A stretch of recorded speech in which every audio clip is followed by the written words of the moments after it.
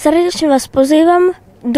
a 3. septembra na minikárové podujatie v Galnici, ktoré je zaradené do majstrovstiev Slovenska a slovenského pohára v minikárach. Minikáry patria do motoristického športu, aj keď nemajú motor, a preto sú považované za najekologickejšiu motoristickú disciplínu. Minikárový šport je určený predovšetkým pre deti od 4 rokov a mládež, ale zúčastňujú sa ho aj dospelí. Jazdí sa dole kopcom, je to bez motoru, pomedzi zelené a červené bojky.